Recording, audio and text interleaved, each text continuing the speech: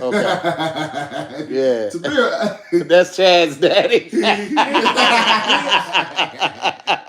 Okay. Abe, can you throw this on that right there and then plug that light in? I set it over there just so it'll be good. I'm sorry, y'all. I'm doing the most, but I'm trying. If I can help and get a couple more views and all that shit, y'all subscribe and all that shit. Yeah, man. Help you Sinbad? Empty Sinbad is crazy. I told them niggas go in, dog. These wild niggas, dog. These wild niggas, man. Sinbad? Hey, man. Hey, y'all get up off my niggas from the Hey, look. nah, it's all good. Listen, I know niggas gonna do what niggas gonna do. It's all good. Yeah, man, look, check them out, man. If you want to just give yourself a proper introduction, just you throw whatever out to them folk, man. Let them folk know about you, man, who don't know. Listen, shit, if you know me, you know me. If you don't, you gonna find out. Tahir Moore on all platforms. Seen me on a couple shows and done a couple tours, and I'm grateful to be here, man. It ain't about me, it's about the homie Marcus, man. I came here, and let me tell you something. I was supposed to be here last week, and I hate breaking my word, but I had already booked a watch party with my Patreon. And I had another event I was supposed to go to right after that. And I had to call Marcus and apologize. I was like, I gotta help me find somebody else because I felt so bad about breaking my word. But I had booked the shit with my Patreon for a while ago and just forgot about it. It popped up on my calendar. So I'm just excited that the nigga didn't hold it personally against me and invited me back. So I'm very excited to be here. Oh, what's going on? How you doing? That nigga so cold. He said, "No, I ain't gonna tell you who I am. I'm just gonna tell you how booked and busy." Nah, but he right though. I peeped the play. I peeped it. Hey, shout out to Southside KG. That nigga says he look like James L. Jones from Meteor Man. One of my favorite superhero movies does not get the acclaim that it deserves. Shout out to that. That's an 80s baby right there. Any nigga that know Meteor Man is an 80s baby. Absolutely. It's an 80s baby. So I appreciate that, Southside KG. What's up, my boy? Hey. All right, man. So, before we start, man, I like to check the temperature of the room, make sure everybody's smooth and shit, man. So I start off with, asking how, the past week being, you know what I'm saying? Okay. Sometimes we be going through it in a week, or sometimes we have an interesting ass week, man. Yeah. But I start with Chad, man, and then I start with Chad. I know this nigga, he be doing some wild shit too. Man, that nigga Chad got that suit for free when he filled up on Pump 3.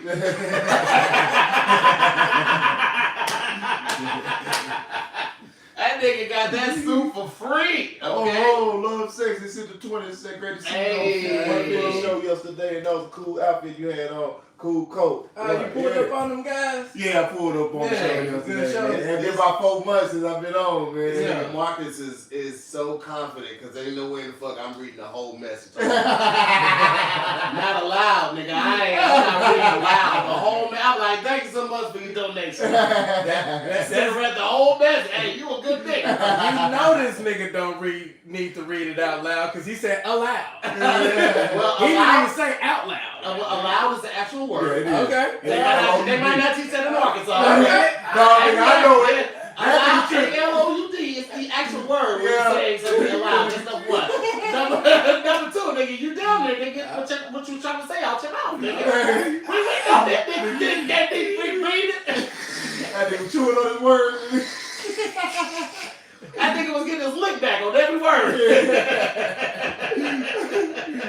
Fuck you, Southside. You said 2K with 4. Hey, that nigga Southside is on the roll right there, man. Go ahead, man. What you had, man? Man, look, I told you I'm in my rebranding phase. Trying to get my shit together, but Secure got fucked up over here. I ain't say nothing. I let it go. So, I actually went out of town with little baby, you know what I'm saying? And I had something happen to me this weekend, cuz I ain't never happened to me. Oh shit. Speed on you. That would be simpler. That would be simpler. Oh, he shitted on you. Different folks. Yeah, appreciate you for the 5, man. Chad look like you run through the school yelling cold 10. Get those chains off the doors. Cold 10, get those chains off the door. Don't you smoke crack. Smoke crack, don't stick. Go ahead, dude. Man. Where y'all go to first of all? Okay. man, we pulled up to a sister crib. We was kicking with them. Where y'all go? Little Faye. We pulled up on Faye. So y'all was said, out there. yeah. You know what I'm saying? So, we break off to a little room. We doing our little thing. We thugging out. And in the middle of fucking, this motherfucker looks back at me. Hold on, somebody else? You just y'all two? Just us two. Okay. Yeah. Middle fucking, she looks back at me and calls me another nigga name. Oh. Was it Marcus? No. And me being the type of person I am, you know, I love the poly thing. You know, I'm an open nigga, but I've never been in a situation like that. And so I didn't know how to feel because I'm not a jealous type of person. But I'm like, I'm supposed to feel some type of way about it. I'm supposed to have some type of cognitive pushback for this situation. Yeah. And so I went through a lot of different motions. I went soft immediately. Oh, shit. that motherfucker, I was inverted immediately. And I rolled over and I laid there for a second. I thought about some things, tried to get my life together. I got up, walked to the bathroom, you know what I'm saying? Came out, took a couple shots. And I didn't know how to take this. Mm-hmm. So I want my mainstream family to tell me how the fuck they feel about it. And I definitely want you to tell me how you feel about it. And to hear, I want you to tell me how you feel about it. I told her I was gonna talk shit. Goddamn it! I told her I was gonna talk shit. What she said? What was her name? What's her name in the Oh, god damn. Hey.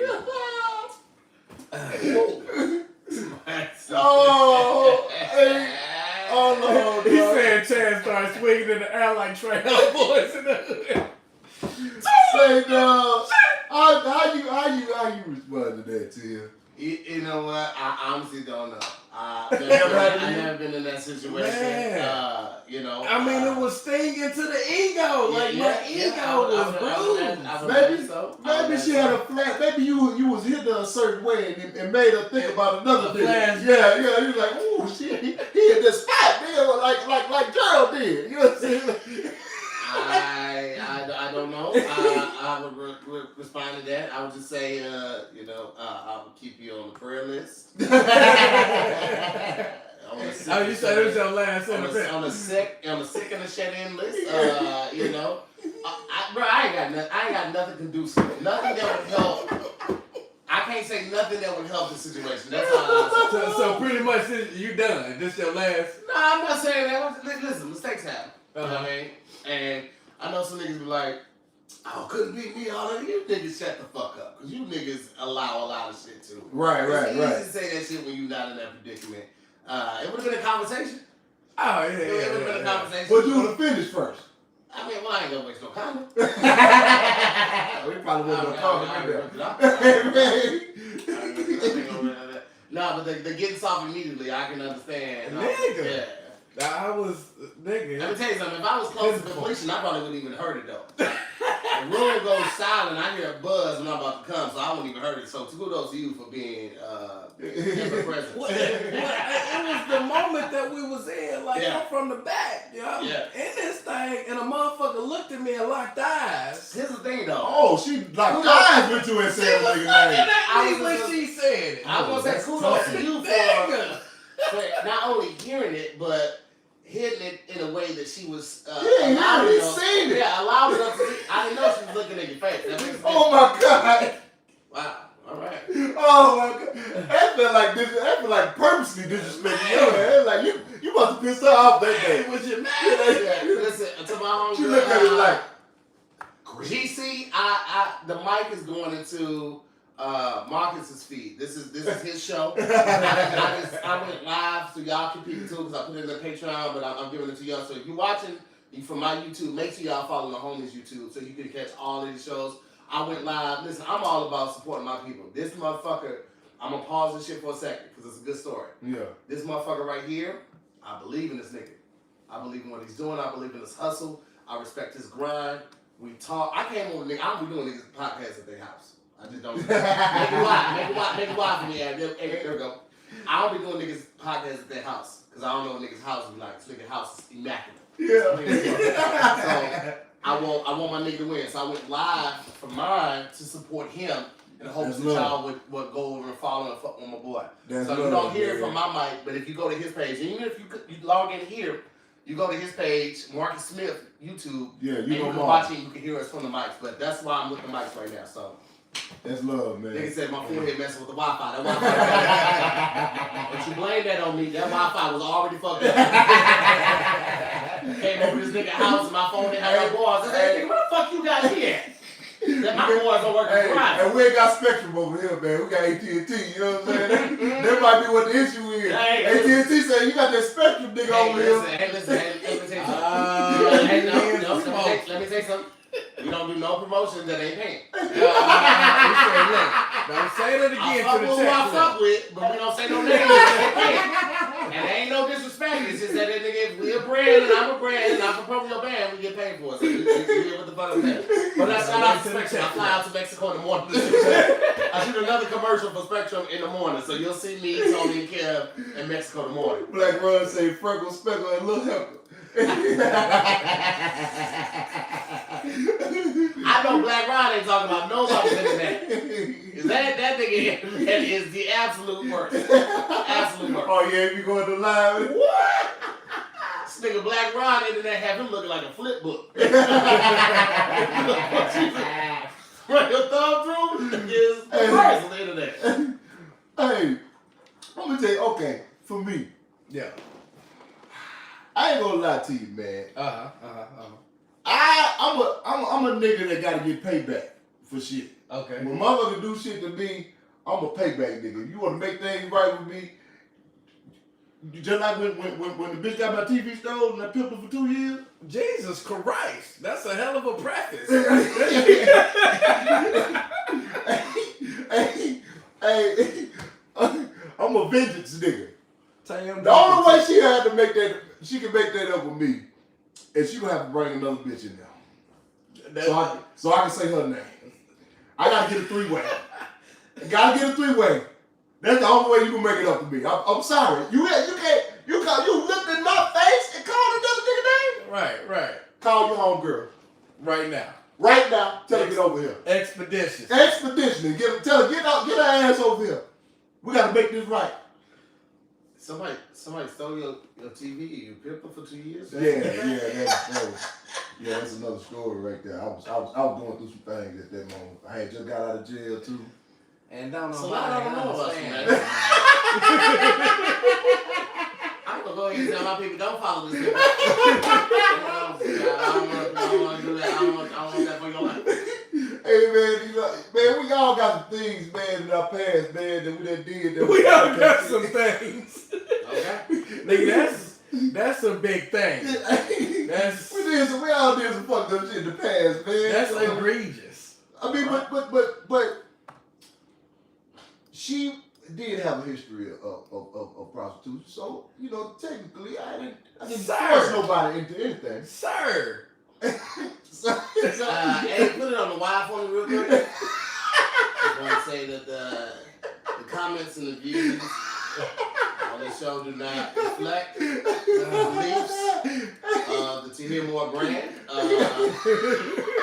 Thank you, Amy. Thank you for putting that on there. That is just not. There we go. This nigga. Wow.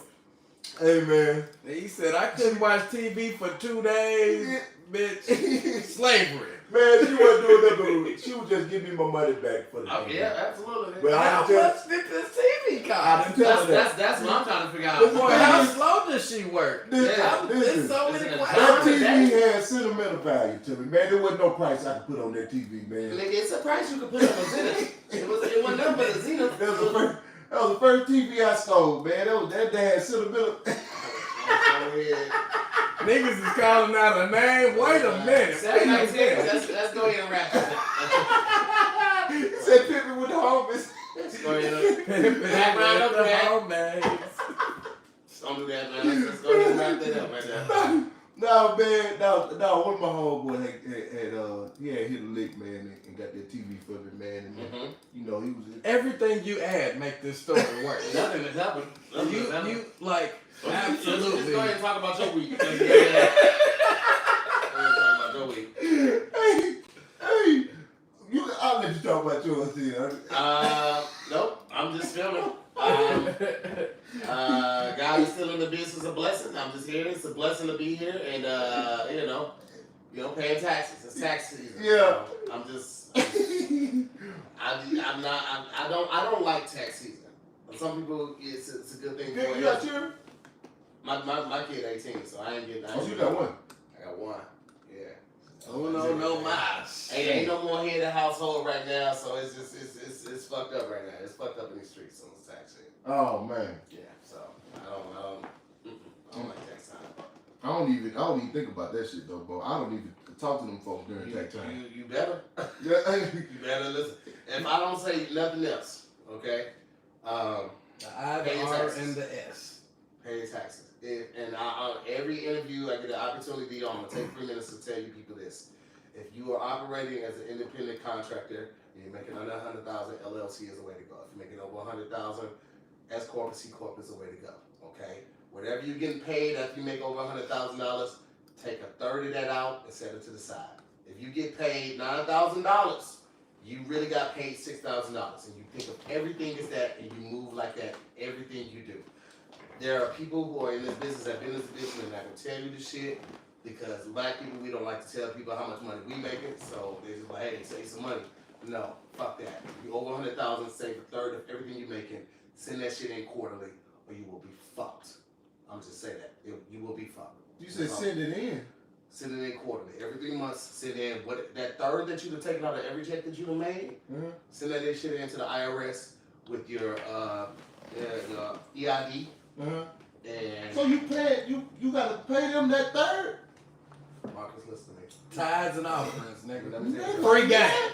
when you are getting paid outside of the realm of traditional work, W-2 work, you have to send the IRS statements in. If you do not, they will come get it. They will lien and levy all of your belongings. They will take your shit. They will get control of your accounts, and they will get it one way or another. Pay your motherfucking taxes. Niggas is doing federal time off of this shit.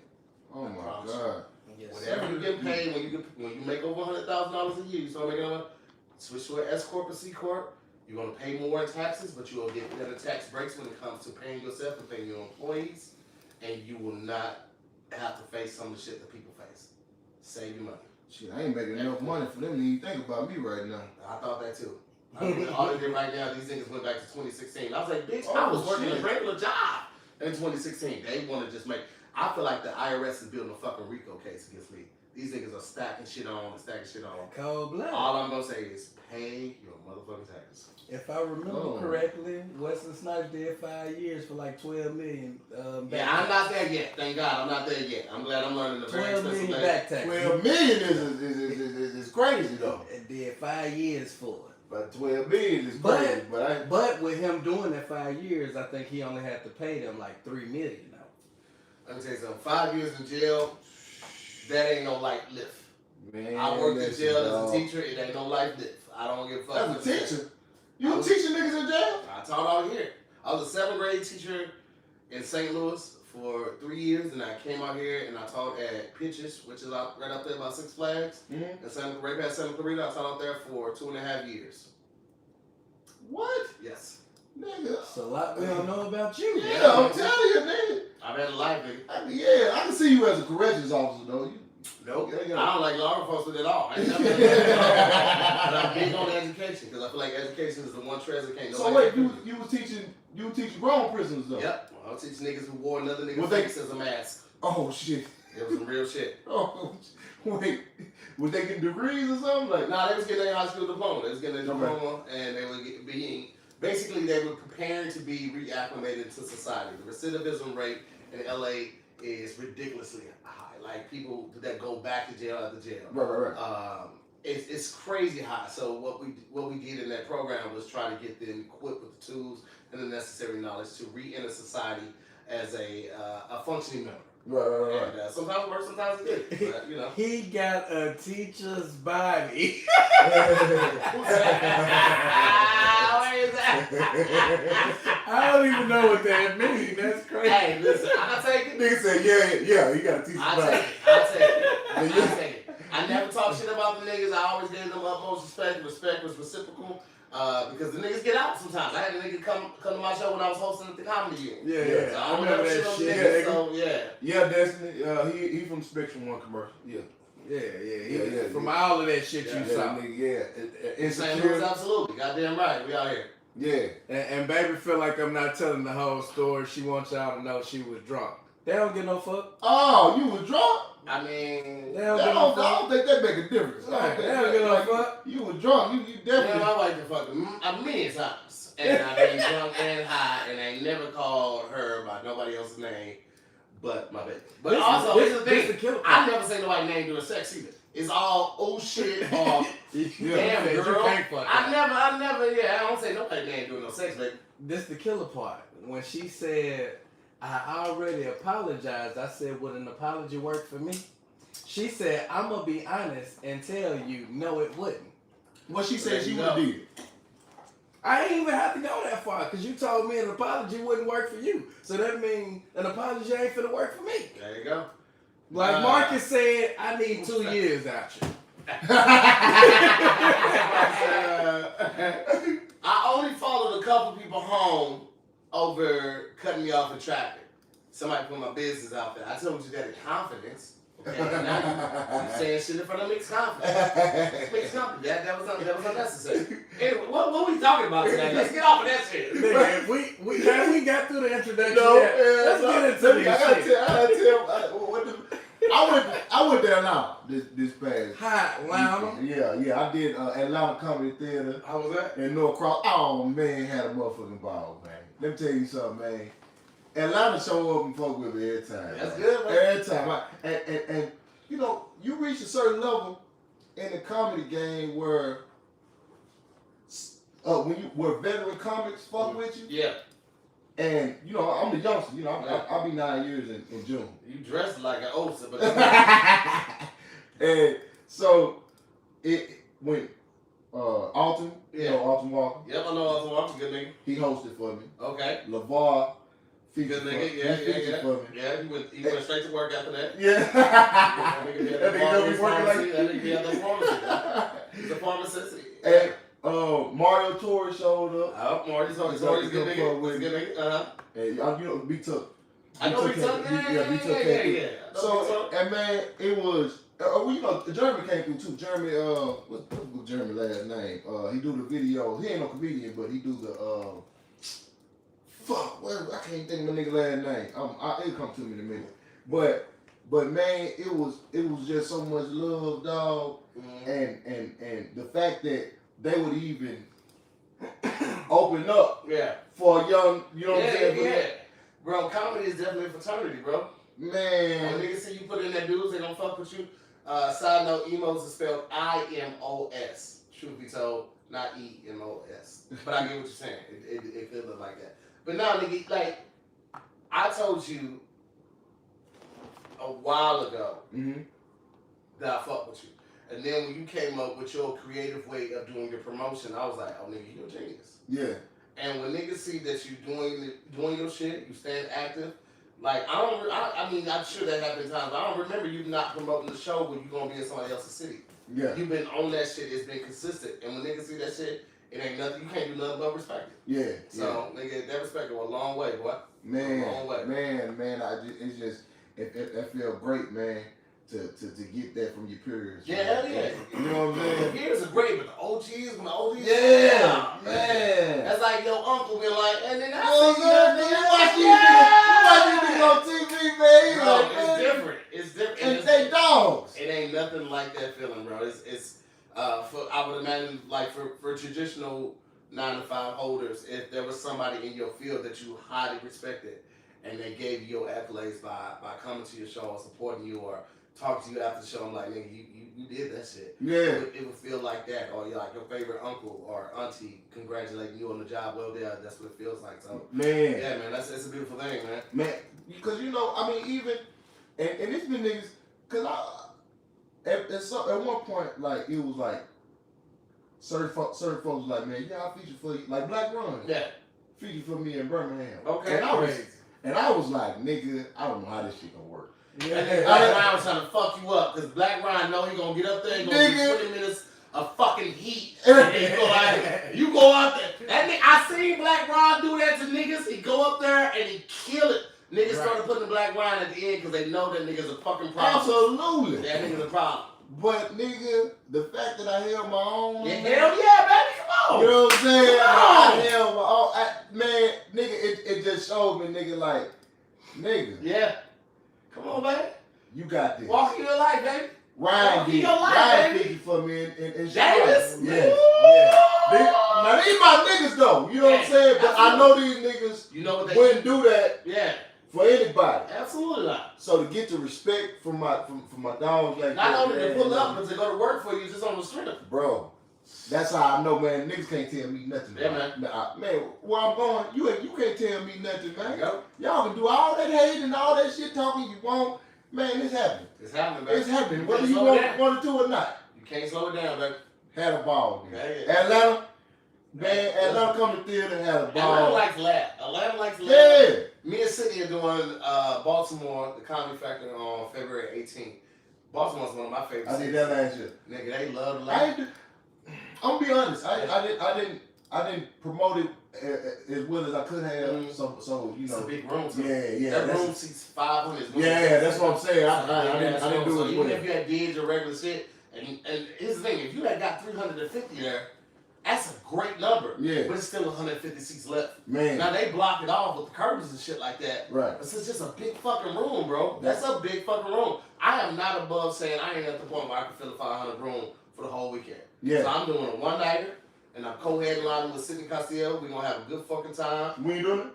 February 18th. Okay. We got Ty Davis hosting, and we got Desi Alexander featuring, and me and Sidney going to do 35 minutes. We're going to have a good ass time. We're going to get the fuck up out of there. I love that. I love that we working together, like comics on coming together doing co-headlining shows and shit. We making our way. We making our own waves, man. Bro, we ain't waiting on nobody. We ain't. Long gone is that ideal of only one of us can make it through. Man, there's so much motherfucking money out here. You completely different from me. I'm completely different from David Lucas. David Lucas completely different from Kev on stage. Bro, it's money out here to be got. Yeah. It's just waiting to be scooped up. Absolutely. And we can work together and get this money, but I don't have to be threatened by nobody else that's fucking dope at this craft. Like, we all got a lane and we all got a space for us to live, exist, and help each other out. So I'm all about, like, bro, let's get this money together. Yeah, absolutely. We ain't got, listen, as a comic, we don't have no health care. We don't have no life insurance. We ain't got none of this. We ain't got no assurities. You can do everything right. You can do every motherfucking thing right and still not make it. So while you're here, do what the fuck you can do. Partner with as many people as you can. Don't have no fucking ego about, oh, I got to co-headline with this nigga. Hey, did you fucking sell out? I'm telling you. Shut the fuck up. Right. Get your check, do your promotions, do your jokes, and get the fuck out of here. Yeah, right. Absolutely. Man, absolutely. This nigga's weird, bro. We out here getting this money. Man, we gonna hey, appreciate that, Davis. Zanies was a good ass time, man. Appreciate that. Yeah. I did Zanies in Chicago. I ain't did Nashville yet. Nashville is good. That's a weird club. The setup of the club is weird, but it's a good club, man. Yeah. Zanies in Chicago is good. It's good. Zanies and Nashville is good. It's a good ass time. Yeah. Good ass time. See you in D-Town Sunday. Treat my neighbors to some fire stand-up, man. Go on, slide through like a drive-through. Come on now. Come, man. Hey, man. Slide through like a drive. That man has slapped some people before. That's my saying. That's my saying right there. That's your cellmate? Saying. Oh, okay. That's your cellmate. You from the country. You supposed to understand country shit. Hey, I know that nigga said that's my cellmate right there. Oh, hell no. I was like, God damn, what? They don't give everything. That leads up to imagination. God damn. Alright, well shit, there we go. Yeah. So yeah, man. Hey, I'm looking forward to this. This is gonna be one of my favorite shows. I already know. This is gonna be probably my cause I lived in Dallas before I came here. D-Town about 2 years. Yeah. You know, I grinded. That's. I can say that's my Arlington Improv, probably my home club. Okay, I that's a good one. That's a good one. And so they wouldn't give me a date last year. Improv is not easy, man. I got a couple. I got Ontario Improv and I got Tampa Improv, but other than that, you gotta get in that motherfucking dope. Listen, man, I take that shit as okay. I ain't done enough this year. Watch what I do next. That's how I took it. You know what I'm saying? Comedy is easy to get bitter in because there are no official check marks. Right. You know what I'm saying? Everything else you know, you can take a test for, you can apply for it in a traditional 9 to 5 to get to that next level. With comedy, you don't know until you know. You don't know until a motherfucker give you a chance, or you don't know until you do this random ass city where you sell out all 4 shows and then word gets out. Because all the improvs, what? No, go ahead. All the improvs, which a lot of people don't know because it's not common knowledge. It's gonna make the computer slow. They have a meeting. They have a nationwide meeting every Monday. All the improvs, and they talk about who was good, who was bad, how they were received, how the audience came out, whose crew was cool, who was an asshole. They do this every Monday, nigga. So if you go there, you do what the fuck you supposed to do, and people come out and people tip and they do what the fuck they supposed to do. It's a nationwide thing. The improv is a nationwide improv got the most clubs. They got the most clubs. They got the most clubs, and they also are aligned with Helium and a couple other joints too. So they do this nationwide meeting every fucking Monday, and they talk about that weekend, who did well, who didn't do well, whose crew was an asshole, who was late, who ran the light. They talk about all this shit, right? So you keep doing your shit, you keep building your repertoire, you keep building your reps up. You go out there, you fucking kill, you end up doing 4 fucking sold out shows. Yeah. Motherfucking Tennessee hops on the phone. Hey, what's going on? This is such and such from such and such. I had Marcus this weekend. Y'all know Marcus. This motherfucker killed it. His crew's on time. They did what they were supposed to do. They sold merch afterwards. They shook hands. They made sure that they encouraged people to tip the wait staff, all that shit. It was a fucking amazing weekend. Oh, really? Okay, cool. I got a free such and such 2 months from now. I'm going to reach out to him, see if he's available. And it works like that. Right? It works like, I promise you. Precision. Yes. Man. I promise you. I didn't know this shit until about last year, but it wasn't surprising to me, but it also wasn't like oh shit, I need to tighten up, because this is how I move anyway. Yeah. When I go there, we meet the people, we do the walkthrough and all of that shit. I always mention the wait staff. I thank them for their work before and after the show. And the people that I garner, the audience that I garner, they people with disposable income, so they're gonna make sure that the people that helping them and assisting them are taken care of. But we listen. You just keep doing your fucking work, bro. Yeah. You just keep. Because the way I looked at it, man, I was gonna do, because I'm doing as well on sales in Dallas. That's gonna be it's C260, and I feel like it's gonna be sold out. Man, come on, bro. You know what I'm saying? Come on, man. So like, I'm gonna take that number, because the real reason why they wouldn't is this manager. Yeah. He had an issue with me. Oh, really? Because I came with Corey, came with Ryan, and like, he didn't understand that these are people right here. And so he tried to play me like I was still yeah, you know what I'm saying? And so they had to let him know. Yeah. Like, and I think he felt the way about that. Yeah. And so but I can over it. It comes with that shit, and it just is what it is, man. Like, you keep pushing on all that shit. Haters gonna hate. Listen. Dale Harris said, "Tahir Zesty is here." What gave you that? The fact that I'm married, the fact that I talk with my hands, I'm animated, all of that. What gave you that, Dale? You wanted the attention. That nigga said the fact that I'm married. Right? Let's talk about it. What made me zesty? Because I'm gonna let you know, I'm very comfortable in my sexuality, and I'm very secure in my masculinity. But I was raised by women, nigga. That's it. Just is what it is. That don't because I would prefer to talk and give game instead of causing bullshit. It makes me zesty. Shut your goofy ass up. Nobody even asked for your comment. All right? We out here talking real big shit or real boss shit. I'm trying to big my nigga up. You coming through with the negativity, this shit is just gonna happen, bro. That's part of the game, and you got to acknowledge the shit sometimes and move on, or don't acknowledge it. Because it's hard not to. It's hard not to. Ooh, because It's the thing, like, nigga, we do something that is only appreciated when people come see you and they're supporters or fans of you. Yeah. Right? Like, if nobody knows you, you're like, yo, I'm going to see Marcus this weekend. I'm like, who the fuck is that? Yeah. That nigga, come to my party, all that shit. Yeah. Comedy is one of the least respected, probably the least respected Art genre of art form in the history. Yeah. Because it's such a niche. Like, comedy is very subjective. It's not like I crack the joke and everybody laughs. Probably about 80% gonna laugh. Right. 80-90% gonna laugh, right?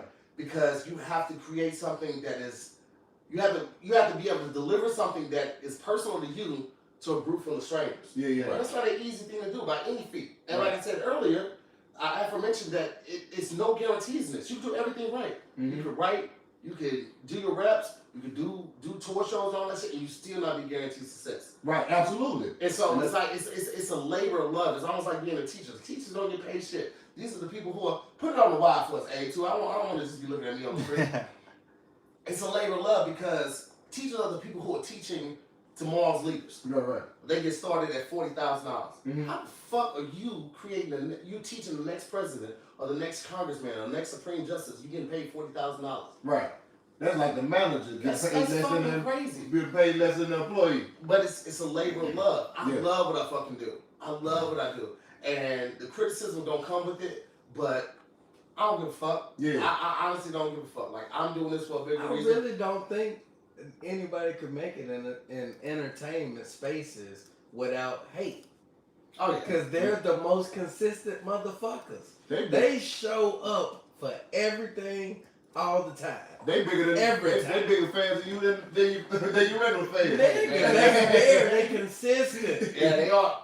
But everybody has an opinion, and even if I don't agree with it, even if it upsets me, I respect it. Right. Because you have a mouth, you have a mind, you are encouraged. It's about when it gets disrespectful. It's about when it gets disrespectful. Yeah, Tony did a post on that. It was like it's okay. You come here and disagree with me. You don't feel the way you have your opinion and shit. But when you come disrespecting me, attacking me, talking crazy, you know what I mean? Then it's a whole nother. I mean, but perception is a motherfucker, cause like niggas will come showing up trying to disrespect me, and it comes with the names and all of that bullshit. But then it's the people who say they love you and they come trying to tell you how to do your shit. I appreciate the nigga who called me names more than the motherfucker who trying to tell me how to do my shit. That's like a person that's like an open racist. You go to the South certain places and you're like, they call you boy, or you know they're racist, right? Versus the person that's like pretending they okay with segregation or desegregation and they love black people, they really racist. Bro, listen, I made peace a long time ago, but you can't stop none of that shit. But a lot of them think they're giving you good advice though. So it's maybe their intentions are good. Yeah. Because it's kind of like they try to feel like they're giving you constructive criticism, but they. It's the thing. I've also learned that a lot of times people fuck with you. Yeah. And they don't know how to get your attention, so they'll say some wild shit to get your attention, and when you address it, it's like, no, I fuck with you for real. I just was like, and I seen a motherfucker do that to Shantae Wayne. Yeah. Told her she stole somebody's joke for her to come in like, oh shit, I ain't know. I didn't think he was really gonna respond. I didn't think he was gonna see that. I'm a fucking person. Of course I see it. Of course I feel the type of way, but I can't address everything. But certain things strike a nerve, so it happens, and that just comes with the territory. Like when you work in customer service, comes with the territory. You're gonna get an unruly customer. You're gonna get somebody that's upset with the conglomerate, the company, more so than with you. But because you're the person that answers the phone, you're gonna get all of that energy. I get it. It happens. But all I just want to put across is that we're people too. Even though I may be comic and I'm doing all these shows and people love to say, you a comic, how you can't take a joke? Oh my I take jokes from my friends, but if I don't know you, it feels like hate. It don't feel like a joke. Right. Because I don't know that you're joking. I've never met you before. So it's understandable, it should be understandable that I can respond in a certain way because I feel like that comment was hostile. I don't mind it. It's unfortunate, especially like when you like trying to drop some real shit and then somebody else is talking shit and everything, but it happens, bro. Like, I understand when I'm in a public setting and the conversation going on and that shit get too real for me, like niggas is really getting too deep. I'll excuse myself because like right now all I got is jokes. All I got is humor. Shit. Right. I got nothing to add to this conversation. Right. And I excuse myself. Some people can't excuse themselves, and they just like, nigga, I'm still here, so I'm gonna say this. Yeah. And I get it. Like I'm not upset about any of that shit, but I need to take a moment to address that shit so people can, even if that only help one person. Yeah. That's all that matters. Right. Absolutely. I got this event on Tuesday, John, I told you about. Yeah. I've been hitting a lot of people that I normally would hit up. I hit a lot of rappers, a lot of actors and shit like that. And I typically don't hit like people that are on a certain level because I'm thinking that, you know what I'm saying, like, I don't want them to sun me, like, oh, nigga, I ain't coming to that shit. Or you see a scene, but they never responded. Or for people that I like, you know, I admire their work and shit like that, I don't want to potentially disrupt their creative process. Right. But lately, I've just been like, fuck it. And I'll just shoot the shot, like, yo, come through this, boom, boom. And I got 95% respond rate. Niggas like, yo, I like what you do too, boom, boom, boom. And it's just like, it's beautiful when we can lift each other up. Absolutely. And acknowledge each other's craft and appreciate each other's addition to that craft rather than tear each other down. So Right. Absolutely, man. But I ain't gonna lie though, so niggas be spot on sometimes. Like one nigga said you like a shaved down Bigfoot. Nigga, and that Hilarious. the accuracy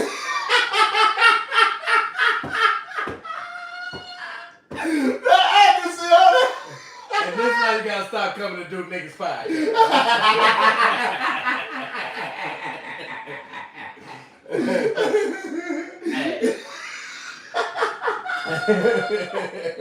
That's all right. I'm gonna let you get away with that one because it's the show. And when I get my link back, I'm gonna do it in the middle of some real shit. I'm gonna act like these niggas. I'm gonna wait till you talk some real shit, and I'm gonna throw in some shit like that.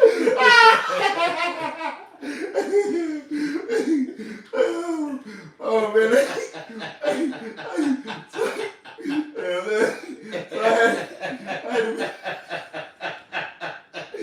So I had to put my glasses on, man. I had to put my glasses on, cause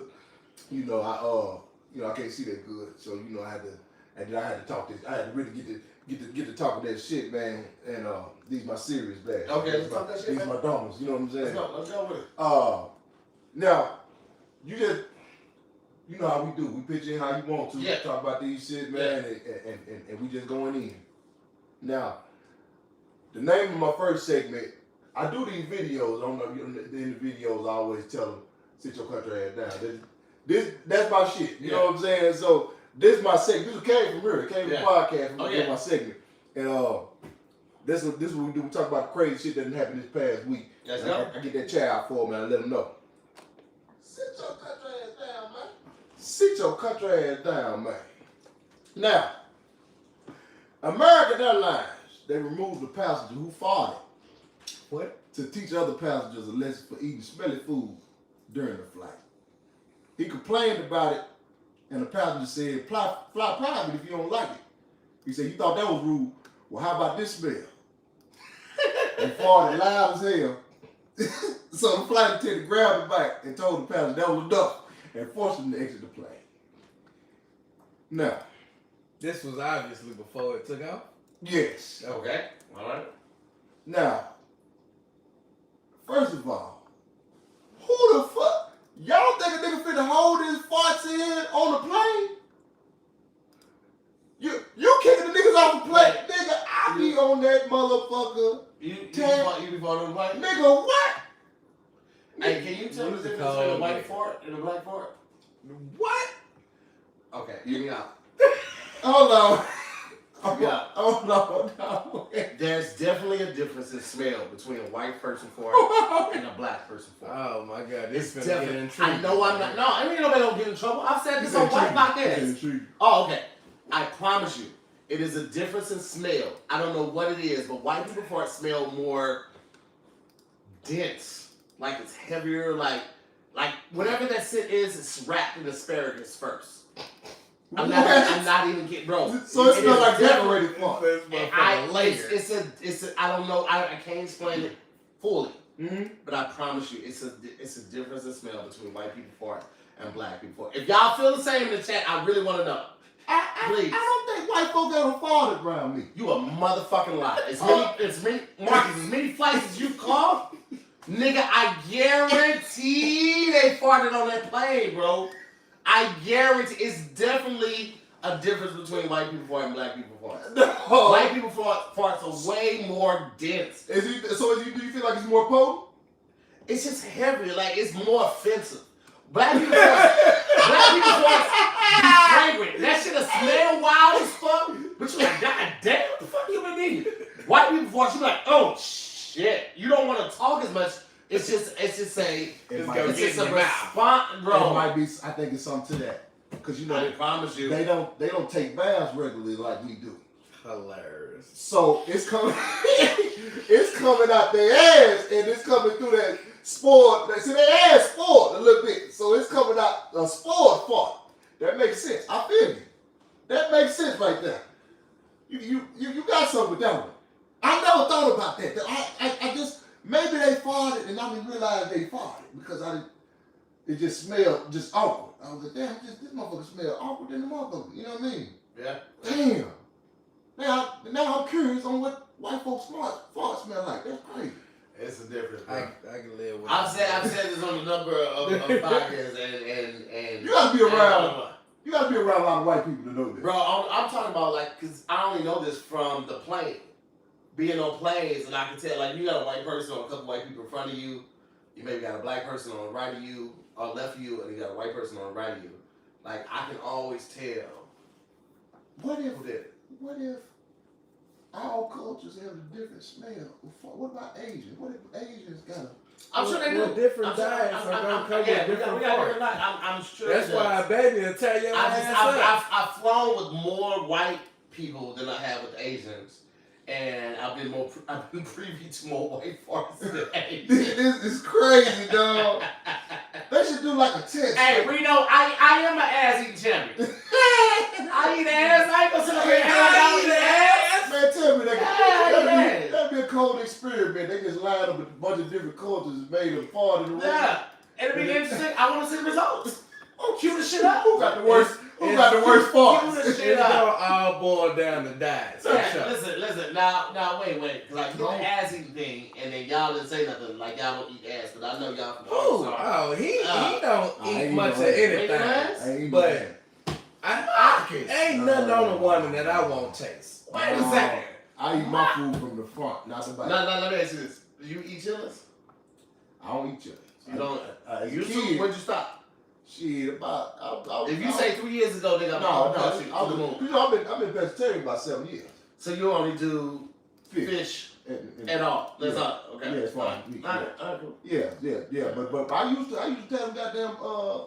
When I was young, I was a kid. I ate anything. Motherfucker, they just put it on the plate. You know what I'm saying? We'll cut the nigga. That's all you do. You know what I'm saying? That's all I knew. But when I grew, when I was a child, I spoke as a child. Yep. I ate as a child. Mm-hmm. But when I became a man, I put away all childish things. There you go. And eating ass is childish. I don't know. Nigga, what is that? I feel like I can see her booty hole. There's a limit to the amount of ass I eat. That was too big. That was too big. I can't do all of that. You niggas is cap. Talking about keep your fecal matter. You niggas is cap. I know some niggas that just act like they don't do it. You niggas is capping. If your cheeks can consume my face, that's too much ass to eat. I'll accept that. I'll accept that. That might be why you got brown Watch friends. your face. I always knew. One of them blew back on your ass.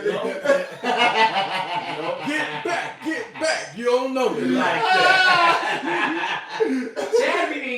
Chabby asshole with his dress shoes on. And that's a problem with me. I eat ass on my stomach in sniper position. Oh, shit. God damn.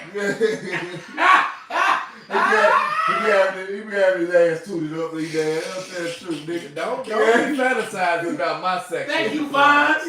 Vaughn Geechee said, no, that's not. That's it. If Vaughn Geechee said he love the booty holes, yeah, man. We need the booty. Y'all some wild niggas, dog. Tootsie Roll.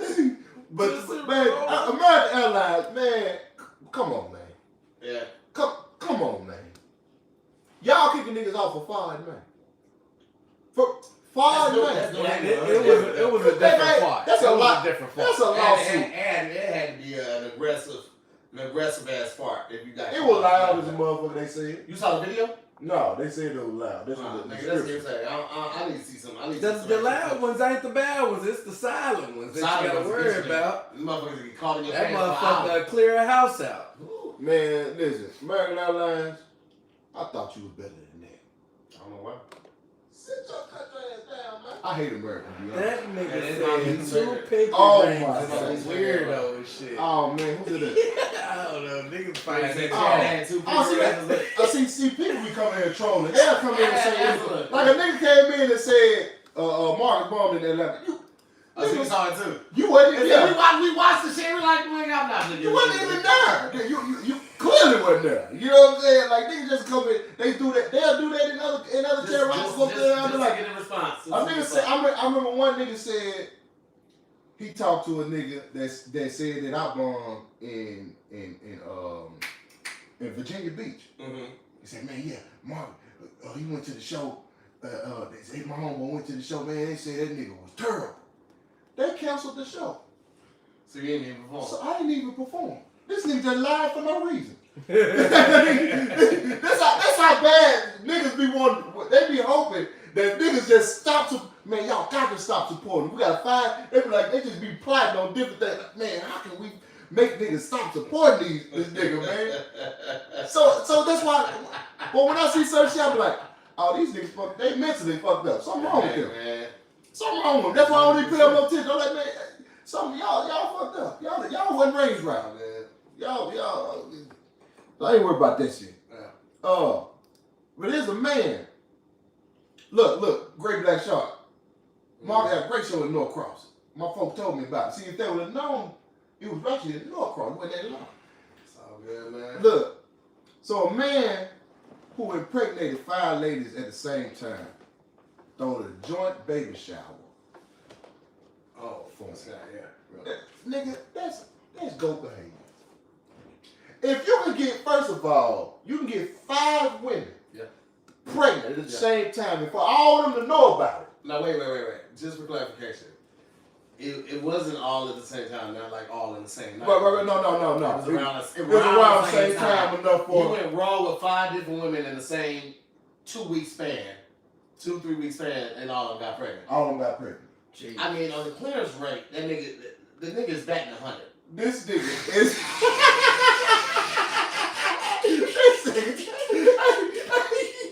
The nigga's batting 1,000 right now. That's a lot of home runs, my boy. Because people be trying to have potent. Hey, that nigga is potent, dog. That nigga. He's an economist. He's That an nigga- economist. No, that nigga got that period calendar tracker in his phone. He know when they are goddamn what is the word? Ovulating. Ovulating. Yeah. And he slid in there appropriately. Yeah. Nigga, because 5 pregnant at the same time is ridiculous. Man, dog. Ain't no way. I can't even imagine raw digging 5 bitches around the same time. Around the same time? I can't do it. Oh, you freaking nigga. I'm glad you. Hey. Yeah. My baby mama watch it. Chad, you imagine raw digging 5 bitches around the same time? Yeah, but they all gonna call them different names. Business.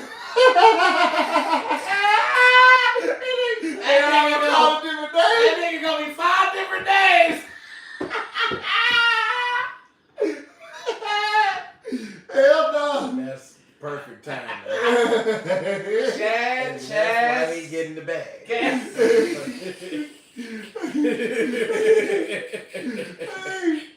Hey, there they go right there. Let's see what they look like. Little chocolate Daisy, which one? They said they wasn't all baddies. He must be talking about the white girl. I would say they ain't all bad, but they decent enough for you to be like, I got 5 bitches.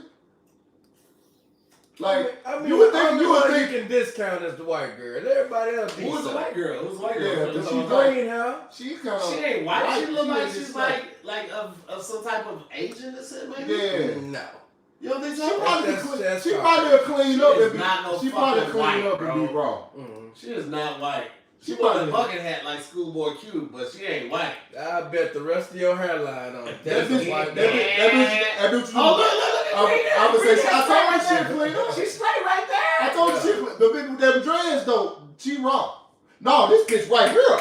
And they coma. The little With yo. the mole tattoo on her over face. there, Charlie Baltimore. She look like. No, that nigga got a decent set though. She look like she roll the best blunts though.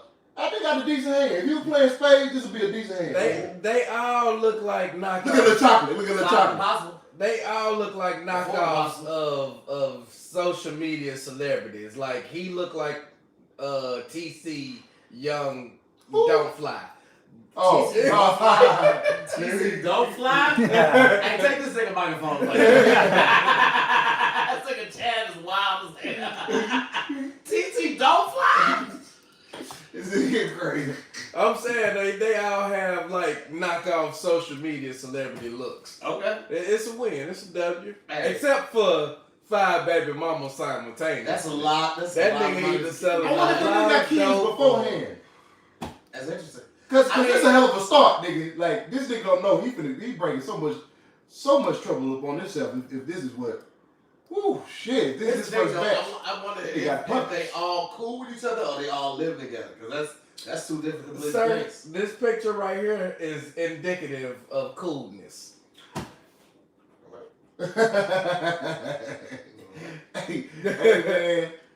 Hey, salute to you, dog. The fact that you able to even get them in the same room together, nigga, all 5 of them. The logistics on that alone. Yep. Hey, niggas, you legendary, my nigga. But this begs the question, though. Like, I wonder if any of them, some of them not his. Because you got to think about that too. Like, if you had 5 baby mamas all at the same time, would you get all of them tested? Hell yeah! I mean, you can test embryos now. God damn it. Shit, so yeah. Would you get all 5 tested? I wouldn't be against it. I would. Only reason I ain't test my baby because she don't look nothing like her mama. That's all me. But you got to think I about was gonna test the fuck out of her. If you get 2 of them tested, they gonna feel emotionally disrespected. Yeah, like, oh, you, what made you think we? So you trust this bitch? Stop. You know what I'm saying? Now you done started. You gotta do everything. Niggas been running trains on Tasha since 5th grade. You gotta do everything. Like, I fucked Tasha. Y'all gotta do everything together. When you get their kids, you gotta get the rest of them kids. Yeah. Like nigga, that's gonna be crazy, dog. I don't know, man. And I heard what you saying, Chaz. My daughter looked like me too.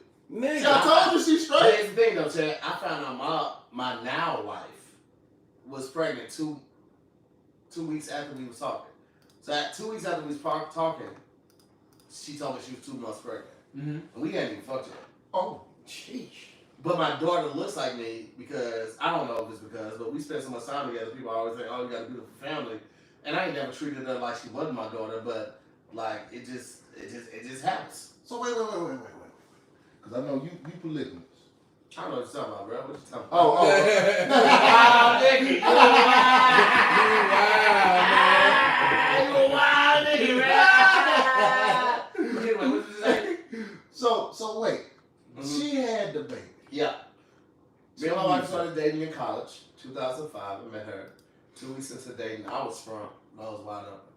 I had never wanted ever to get married. I was like, marriage is stupid. If you do the stats on it, more than 50% or at least 50% get divorced. The ROI on that is ridiculous. Like, I'm not going to invest. If somebody tells you the Firestone tires, 50% of them explode on the road, are you going to invest some money in it? No, nigga. Right. The ROI on that is too risky. That's how I feel. I'm not going to do that shit. She was the first person I was like, I'll get married to this woman. Yeah. I'll spend the rest of my life with her. Okay. And I knew that shit before we had the talks. 2 weeks into us having the talk, she was like, I'm 2 months pregnant. And I was like, what we naming our child? I said, sorry, I guess we having the baby. Right. And I was there when my daughter was born. Right. I've been in her life since she was born. I'm the only dad she's ever really known. Like, that's my daughter, bro. This is why I couldn't test this little motherfucker. She don't even look related to oh, her nigga, mom. that's you. She don't even look related to her mom, bro.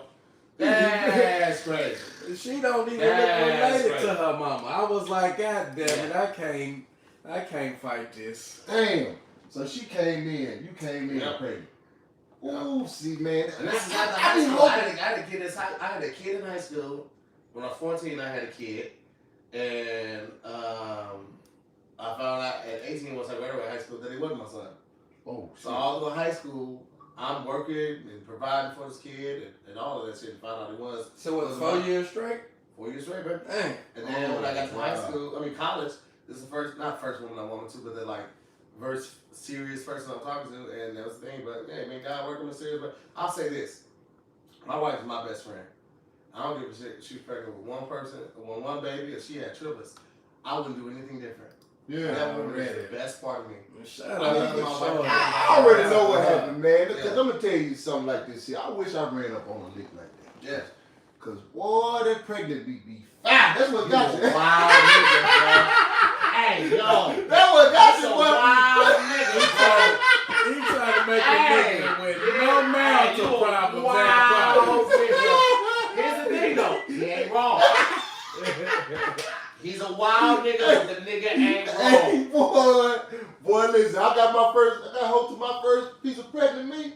Hey, man. Boy, I was trying to knock niggas' baby mamas off, boy. Hey, listen. Oh, nigga, every time I catch my bullets. I don't, like, look, niggas say sucker and simp and all that shit. Listen, man, you niggas can say what you want. My wife is the best part of me. My wife is all the best things that I am now, and all of that shit is because of her. I thought I was a good communicator and I knew how to talk to motherfuckers. Bro, I had so much trauma that I hadn't dealt with and all of that shit, and me dealing with that shit through therapy and just living life with my wife has made me a better business partner, has made me a better friend, has made me a better husband. So you niggas can do all that shit talking in the comments how you want to, bro. I don't give a fuck. I'm completely content. You got a great quality of life. That's all that matters. You only saying that because he can fuck multiple bitches. I don't know what you niggas was talking about. I don't know what you niggas was talking about. I don't know what they talk about niggas, man. I don't know what he's talking about. Y'all know how I get when I drink. Y'all know that's that liquor. That's y'all don't know what I'm talking about. That's all that matters, man. If you got a good quality of life, man, and you enjoying it, man, I don't give a damn what these folks think. If I like this shit, I like this shit. If you don't get, man, damn you. Absolutely. I ain't living to please you, man. I'm having a good time, bro. SCL in the middle. What's up, Nate? I appreciate you, man. Listen, bro. Everybody got their walk of life. Whatever you do to make you happy, do that shit. Long as it ain't impeding on nobody else's happiness. No problem. I'm in a good place, man. That boy said something. You see that nigga teasing? You see that nigga gum? This whole goddamn. Get him, man. Get him, man. Hey, listen. Get him, man. Fuck you, man. What the fuck? I gave you some of my tequila. Hey, this crazy, bro. This Get him, crazy, boy. Chat's gonna go crazy, man. That's hilarious. Hell no.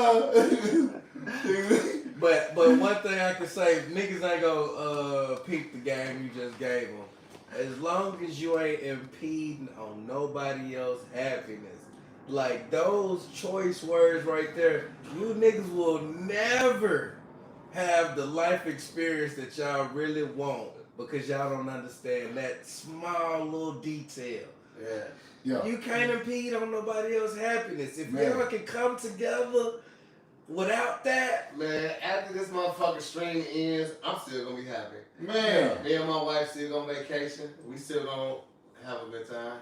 Absolutely. We still, you know what I'm saying? We like, I ain't shitting on you for none of the shit that y'all say. I know niggas gotta get that shit out, but you know, like, bro, like, I just feel like positivity is such an easier route. Yeah. Such an easier route. Well. And I seen somebody else on here, I forgot who it was saying, they post like 30 times, what happened with you and Craig? Me and Craig talked. We had an amazing communication, amazing conversation between two adults that ain't have to go back for. I don't do all that shit. We talked, we settled that shit, we had a great time. I see him now, we see each other, we speak, it's all love. Bro, I'm not gonna feed into that negativity, I'm not gonna feed into that bullshit. For what? Because once you entertain that shit, you gotta keep that shit going. Right. If you have motherfuckers coming on shit like, fuck that motherfucker, fuck this motherfucker, every week you got to keep that shit going because your views got that hot based off of that Yeah, negativity. trust me, bro, I know. I'm good. Niggas ask me every week, what's up with you and Corey? Why you?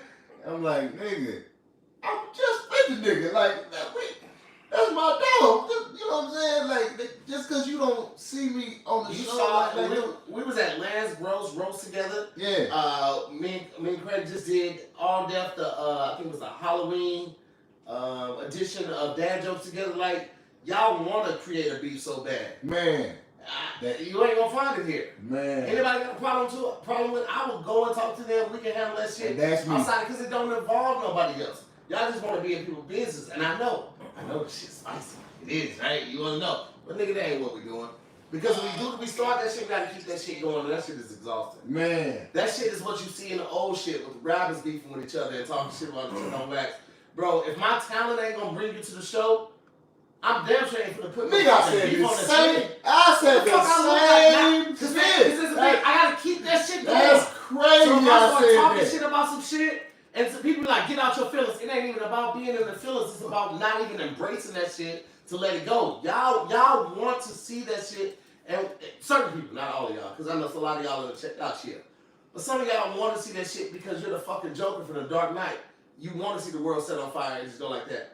Bro, I ain't gonna be the person that eat into that shit. Y'all good. Y'all go ahead and live your life. Go back to whatever it is that you got you feeling that way that you want to promote that negativity. You ain't gonna get it from me.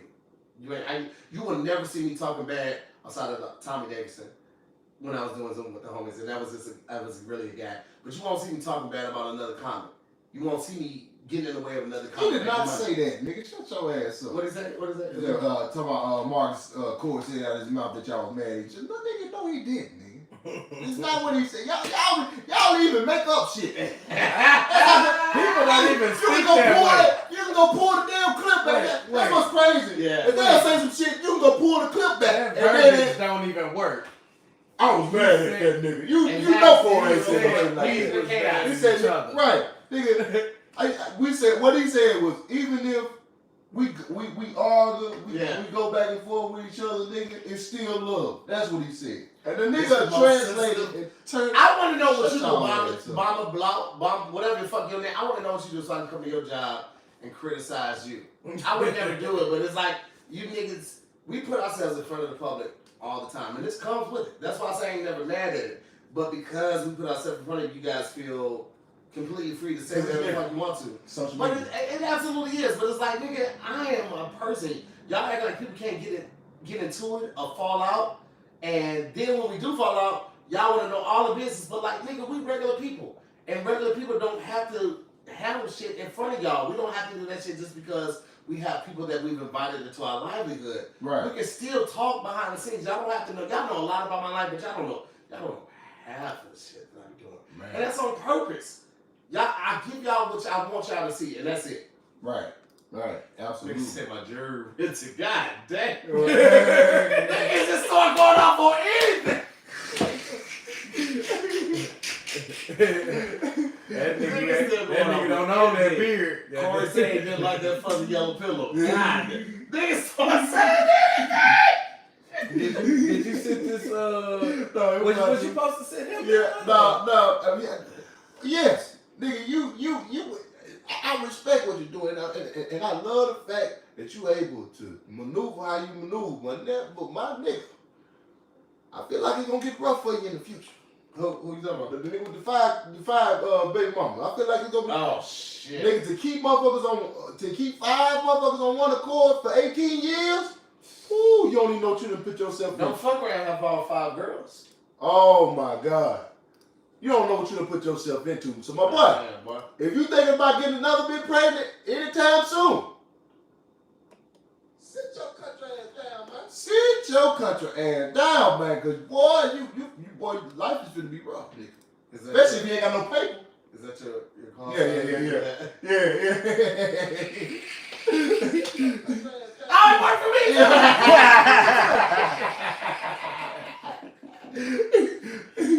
And oh man, did y'all see this? Wiz Khalifa.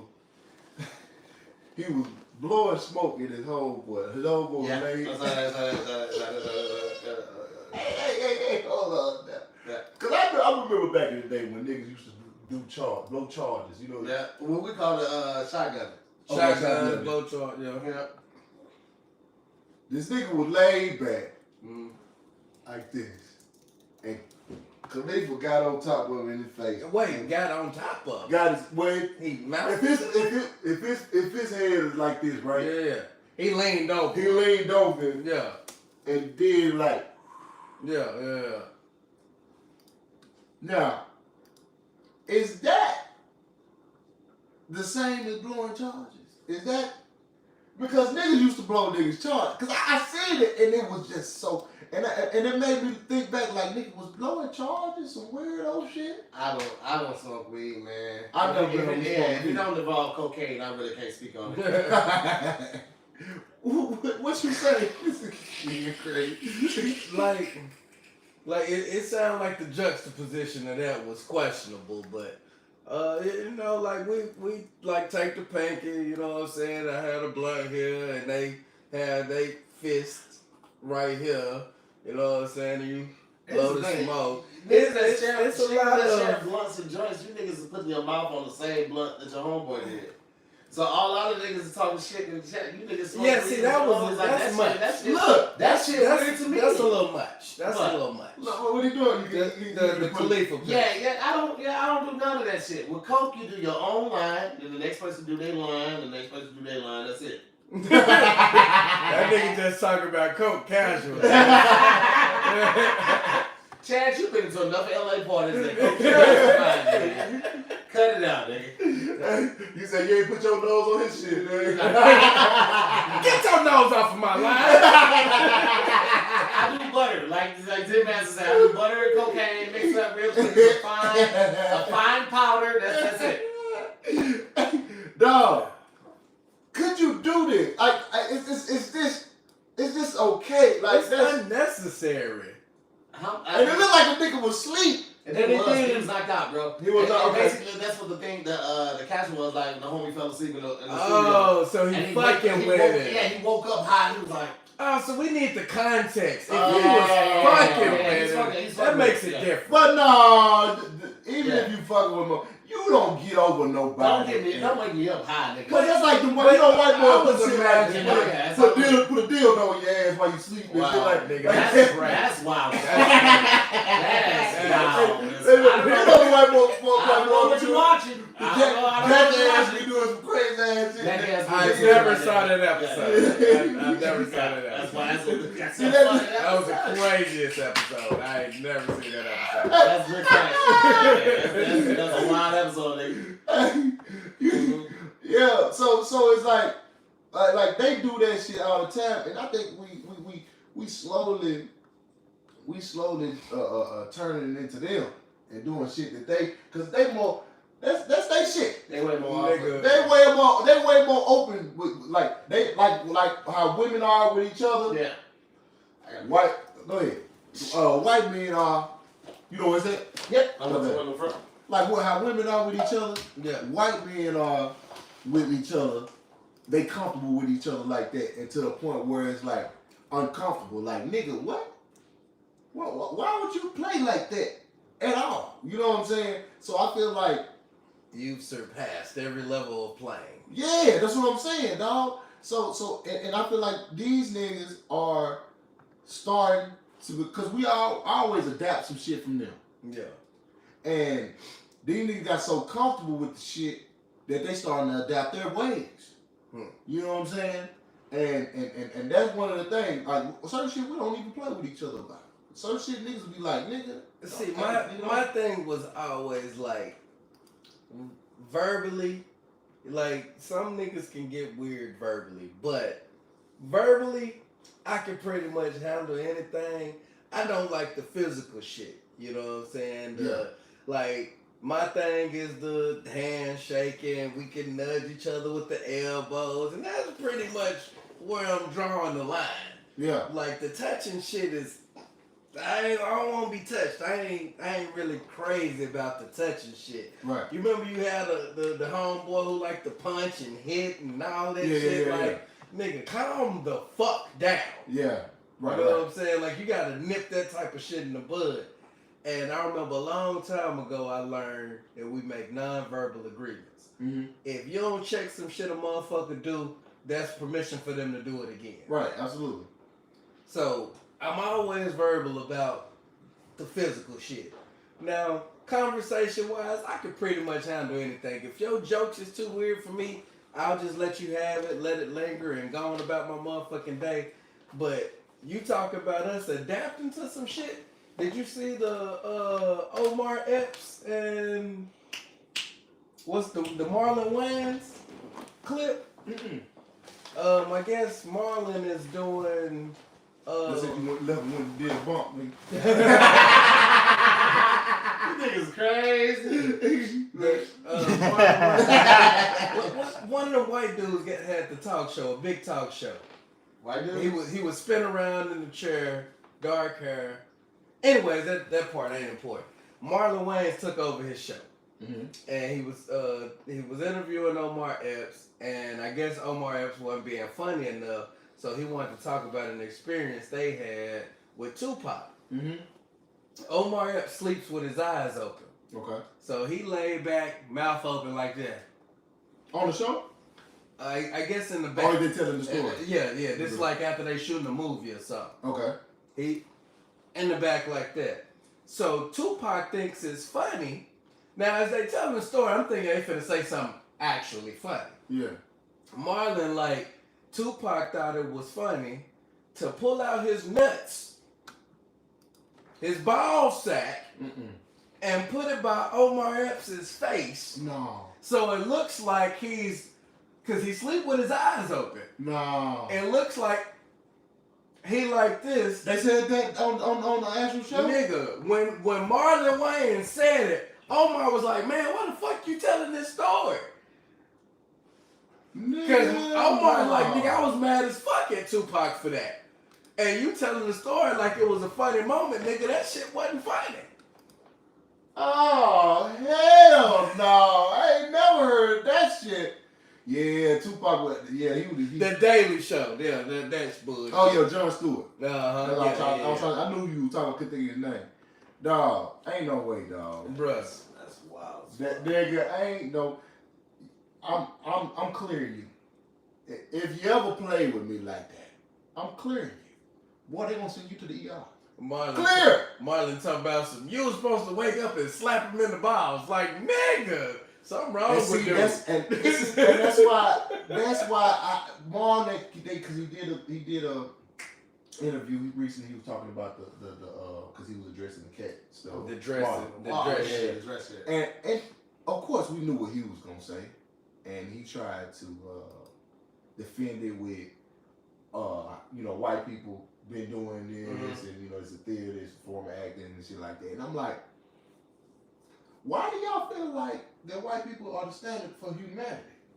Nigga, just because they do something don't mean that's our shit. We've gotten so comfortable embracing everything that they do in their whole culture that we feel like anything they do, we can do or we should do. You know what I'm saying? No other culture does that. Let me ask you a question, and this is not indicative of me picking a side, either or. Did you like Mrs. Doubtfire? No. Just keep it on. It was alright. So you don't. Okay, if it was you wouldn't remember anything from the movie because you're like, I saw it once, I ain't going back. That's when I was a kid. I watched it when I was a kid, so I can't. So you never seen it again? I didn't watch it when I got older. Did you like Martin?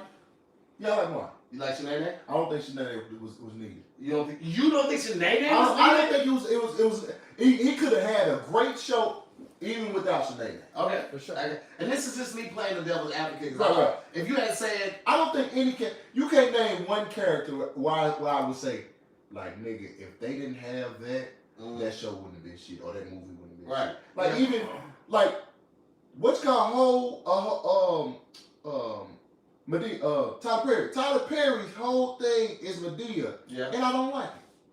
I don't care. And that's completely. But I'm completely indifferent to that. I don't give a fuck about none of this shit. Yeah. All of these niggas living their dream. They making way more money than me. Right. Right now, nigga, whatever fuck y'all want to talk about. I just like to play a devil's advocate. Right. And I understand that. But I still feel like either perform, like there's nothing, I don't think there's a show on TV or a movie that I can say, man, if he wouldn't have did that, Yeah.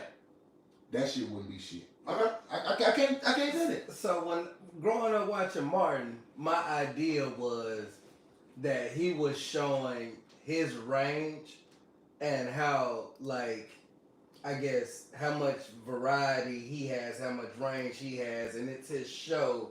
So that was his job to do. And then when Big Mama's House came out, I was like, okay, this is something that niggas is damn near like targeting at this point. And that's when it became weird to me. I was trying to justify it on the Martin show, but then it was like, okay, all right, I get it now. Niggas kind of okay with this shit. Yeah. I always wonder like what niggas' selling point is, right? Yeah. Because we all got standards, we all got morals, and we selling on shit. A nigga hit you up like, yo, once you be this character, you gotta wear a dress, you be this chick, but like you ain't gotta put no makeup on, it's your face. You gotta be a chick. You just like, yo, what's up with the niggas? And that's all you gotta say. And they gonna pay you $1.5 million for that role. Would you do it? Let me explain something to you about me. My pops instilled some shit in me, man. Yeah. And cause one thing, two things. So I already feel like I got enough confidence that I'm gonna get it anyway. Yeah, for sure. So I can't sell myself short if Absolutely. I feel like I'm gonna get it anyway, and then I live later on down the line with regret that I did something that I didn't want to do, because that's gonna be everywhere. You gotta just like what's old boy he did the scene on Lockdown and he was sucking the white boy. He played on. It was the big brother on the wood. Yeah, Stacey. He was Stacey on the wood. Stacey. Oh, yeah. So he did a movie Lockdown.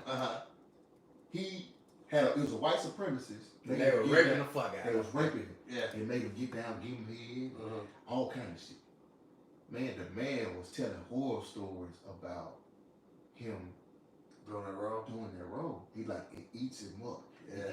He can't sleep. But like he man, if you go listen to the interview of him talking about it, man, and I was just like, damn. And he ain't even become famous. And then the gap in between when we seen him work, because we saw and most people didn't even see Lockdown. Yeah. So it goes from Lockdown, disappears as far as I know for a long time, and then it comes.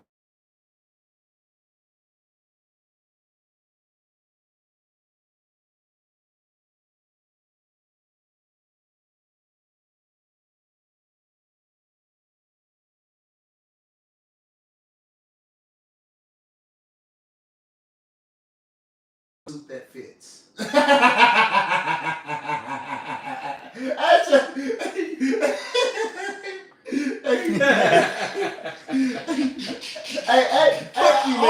don't think Chad gonna have the same answer as me though. That's why the first question. Really? Well, so like in terms of like the dress thing, it's just not something that I feel is necessary. Like if I've done something big enough to get y'all on the phone with me, then I feel like I can sell y'all on things that are more representative of me. Cause like right now, I'm thirsty for social media money, but I still don't steal niggas tactics for content. I'm still not like lowering myself to replicate the formula that I see works. Yeah. I want my shit to work. Yeah. So I stick to my shit. Yeah. You know what I'm saying? So I feel like even put in that situation, I'm like, damn, y'all on the phone with me? Okay, so like, what if instead of a motherfucking dress, like, goddamn it, y'all give me like the little Arab garb or something? Like, you know, I'm what is a compromise? You feel me? We finna talk about. Is there a certain amount they can give you? Is there a certain amount they can give you and you put that dress on? 10 million. Well, shit, that question be posed to you too. I mean, the niggas come to you. They say like, you got one scene, one line, and a dress, $10 million. You don't do it or not? I don't. 10 million. Not to hear it. 15. Something else I'm gonna tell you. Some of it's I'm gonna tell you. 35 million. Money don't move me like that. That's what's up. I respect that, man. Money don't move me. I respect that. Yeah. I just, cause if I feel like I'm already gonna get, you know, 10 million. Yeah. In my mind, I'm like, I know it. In Yeah. my lifetime, I'm gonna reach 10 million. Yeah.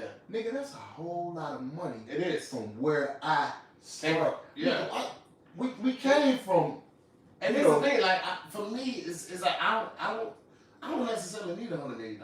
Man, that's what I'm saying. It would be great, but I don't need that. I need enough money to make sure me and my family good year to year, and we can go vacation 3 times a year. Man. And with the business that I have set up, the residual income from the body butters, the t-shirts, the candles, and then the investments from other people's business and my stock portfolio, bro, just on that alone, without the thing, I'm straight. Right. Absolutely. So, like, having those morals gives you the ability and the power to say no. And no is one of the most powerful things you can say. Absolutely. It's one of the most.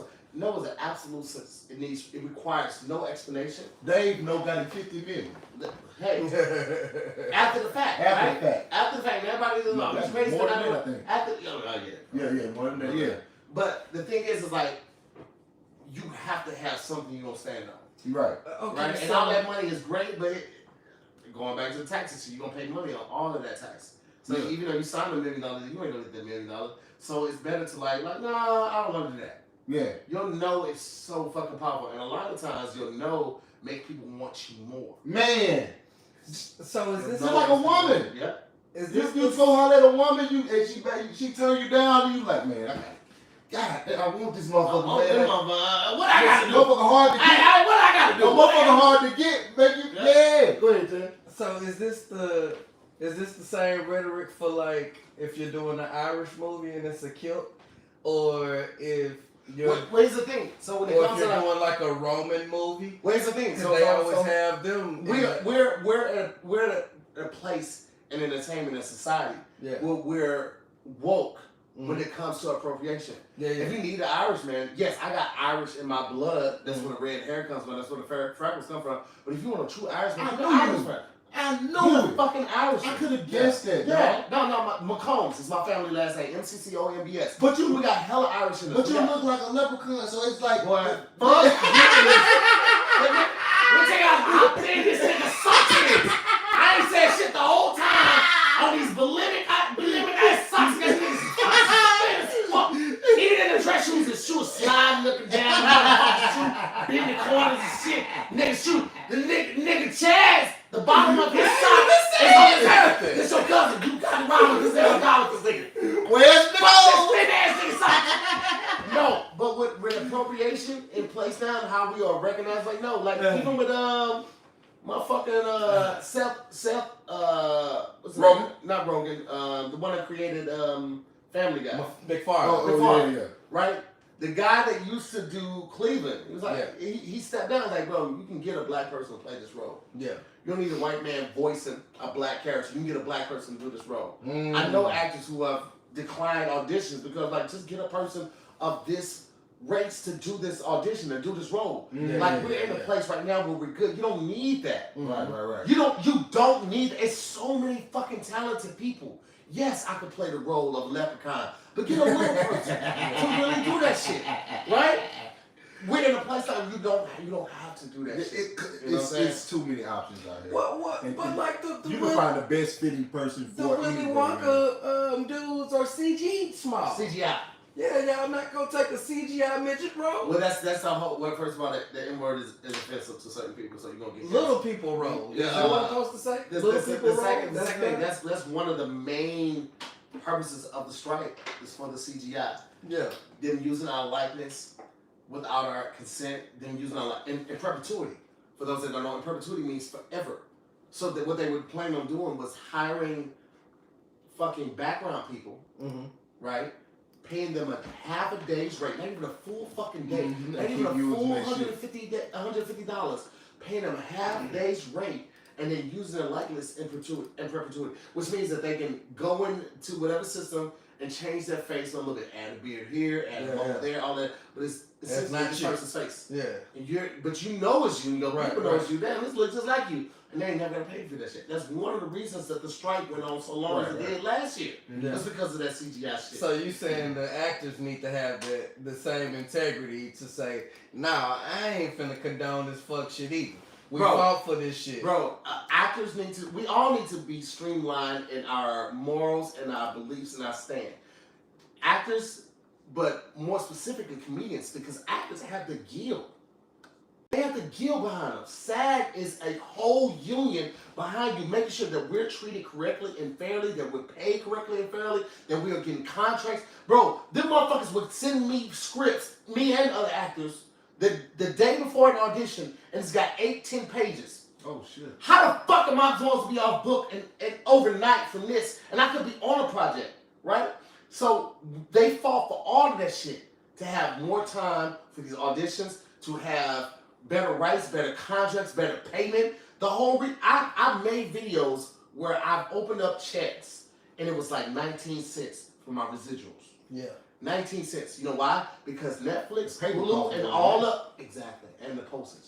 Netflix, Hulu, and a lot of the other streaming sites don't have to report their numbers. So because they don't have to report the numbers, SAG doesn't know exactly how much we're supposed to get paid.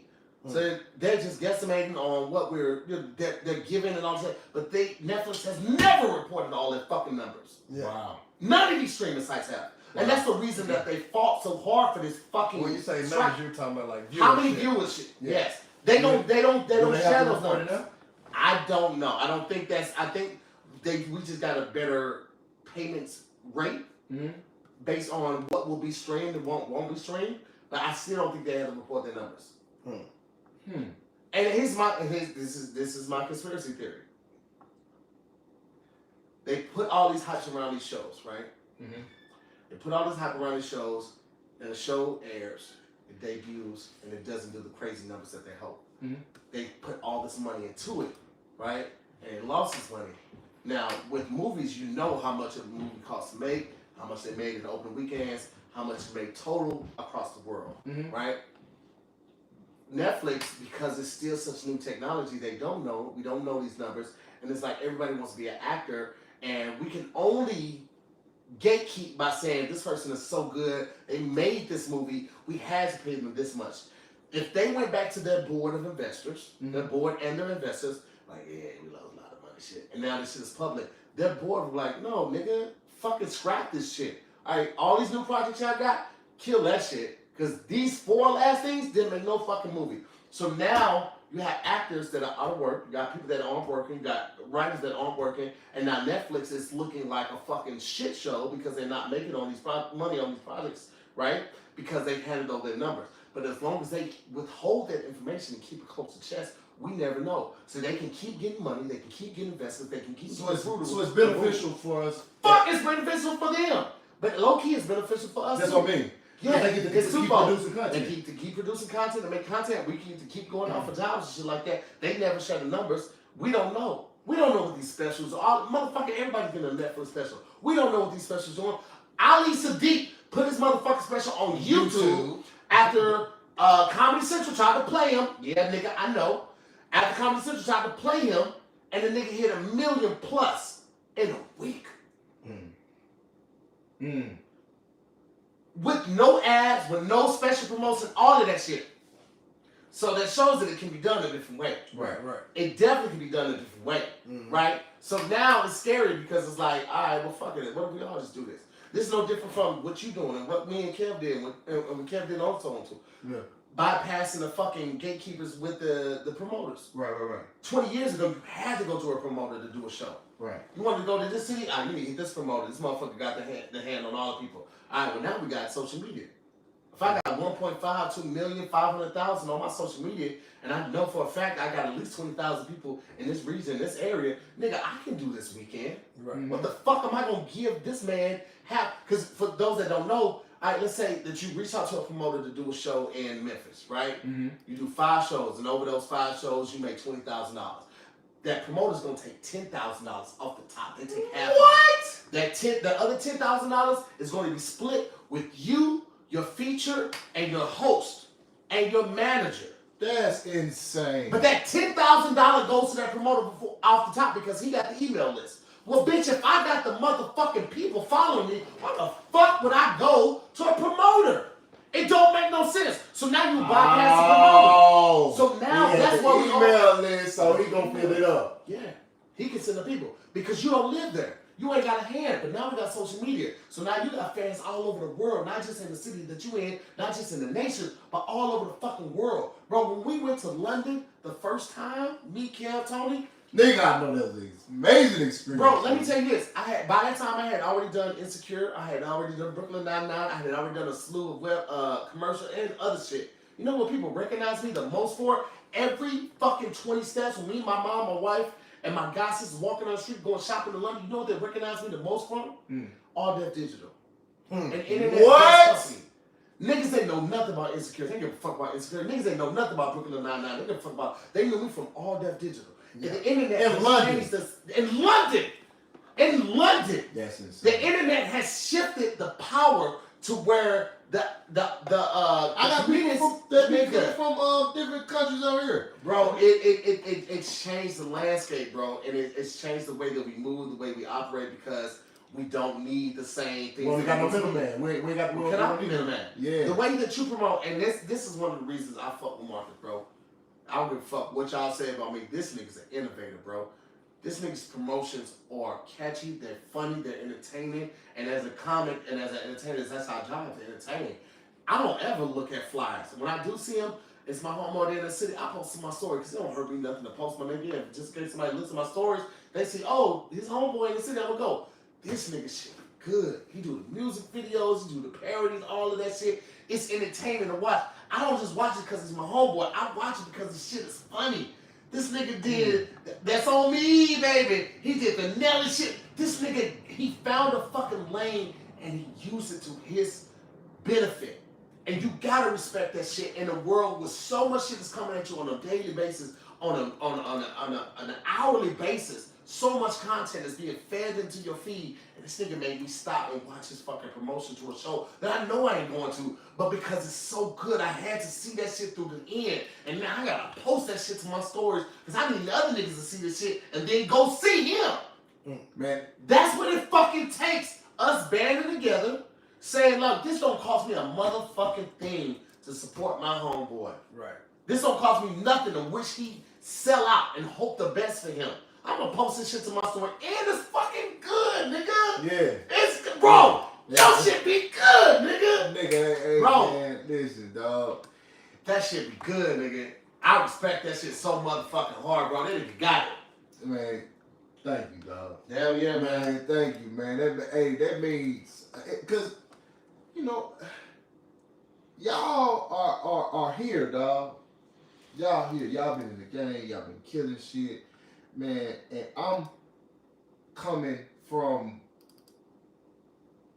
you know, I'm young. I'm just watching everything, and I'm just coming in like, man, how can I be different? How can I show, you know, my uniqueness? And then it just dawned on me like, nigga, I'm already different. I'm already unique, and just apply and apply myself to. That's why I started doing the videos.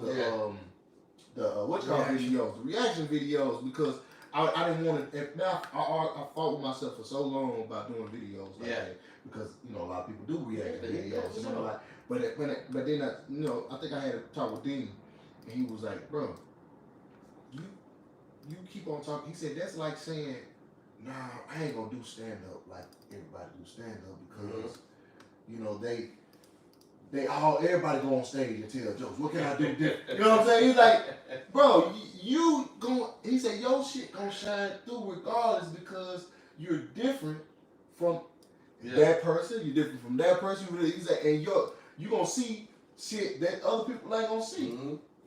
And man, when I started doing that, my shit started. Mm-hmm. All it was just embracing myself. Yeah. You know what I'm saying? But man, I didn't think it was gonna hit like this fast, man. And bro, I'm grateful. Yeah. I'm grateful that niggas on y'all stature, because there's so many niggas that's way higher than me that give me that respect. Yeah. You know what I'm saying? You can't ignore talent or hard work. Yeah. And you are displaying both of them, bro. Yeah. So niggas cannot dispute or deny that shit, bro. Like you doing what the fuck you supposed to do, and I, for one, a hella proud of you, bro. You making that shit happen, bro. Man, oh man, that's love, man. Damn, boy, y'all. And boy, y'all push the nigga harder, boy. Y'all nigga back. Hey, Yeah. Niggas is watching now. Niggas like, all right, what you gonna do next? Yeah. What city going to next? I want to see what the nigga do next. Yeah, I got about 3 of them. I got lined up. I got to knock out. Yeah. Boy, I got to figure out how I'm gonna do it, man. But to be honest, man, it's not. It don't really take much out of me. Yeah. Because if as long as I can do things in increments, Yeah. I can get it done. Hell yeah. I do it like a 30-minute increments. Focus on, cause I'm so mentally unorganized, man. Mm-hmm. I have to put it in my phone and shit like that. So. Get you some Adderall. So I do it. I put a alarm for it. 30 minutes. Work on that, and it come to you. Yeah. But you focus on it. Yeah, absolutely. That's kind of like my Adderall, my little 30 minute. You know what I'm saying? Because I'm honed in specifically on that. So it get to coming. It get to coming to me. You know what I'm saying? And once you break it down like that, because you try to focus on the mountain all at once, you ain't gonna never climb that motherfucker. It's a bit. But when you put that climbing girl on, and you hit them first few steps, that mountain gets smaller and smaller. Bro, I say that about all the problems that we encounter. Usually, a lot of times, it's a saying. It's like, how do you eat an elephant? Yeah. One bite at a time. Right. Right. But a lot of times, when you're faced with the challenge of eating an elephant, you're too close to it. If you're this close to the fucking elephant, you're right on top of it. You can't see nothing but this elephant. Sometimes you gotta catch your breath, regroup, take a couple steps back. You say, oh, see, it's a big elephant. It ain't that motherfucker big. Right. I gotta handle this shit. I gotta do this on this. Like you said, say, compartmentalize and give you some time to do this on Monday, Tuesday, Wednesday, Thursday. Oh, nigga, I'll be done with this before Saturday. Right. It's easy work. Right. But when you're too fucking close to a thing, bro, like it's everything's doable. You've already faced and conquered all of the hardest feats in your life. Yeah. Everything that you came up against and you was like, I don't know how the fuck I'm gonna get up out of shit. You already surpassed it. Man, I hustled in the streets, nigga. Right. And I risked my life. And now you're here. Yeah. So everything that you thought you couldn't get past, you already passed. Yeah. So when you run into these hard things, these difficult times, these trying times, take a step back, regroup, catch your breath, and then reassess the situation and move on. Absolutely, man. I gotta get ready to get up out of here. 45 and shit like that. Yeah. For all the people that said I did coke, I just want you to know, I was just playing about coke. I've never done cocaine a day in my life, but I also like to do social experiments. And see, when I did the coke, niggas like, oh, he definitely did the bump in that bathroom. Yeah. Niggas is sheep. You fucking sheep. But I'm about to get about this motherfucker for real. Yeah. Absolutely, man. Yeah, I'm gonna let you get out here, man. Cause show and shit. Yeah. I'm finna have to show. I'm about to cut early. You know what I'm saying? Yeah, we done been right. I say I won't leave by 9 though. So you know. Okay, you gotta look out. Yeah. But so I'm gonna do probably like one more. I do Story. like one more story. Okay. And then I do the what's it called? All right. Cause I really want to know what y'all think about this. Cause this was insane to me.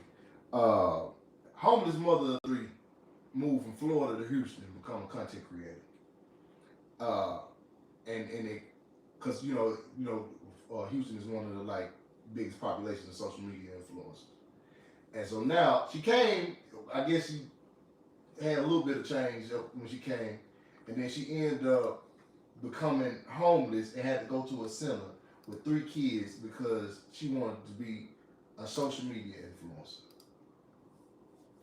I think I know that bitch. I think I know that bitch. She moved from Florida. That's what I know this exact story. Shit. I know somebody who fits this exact fucking story.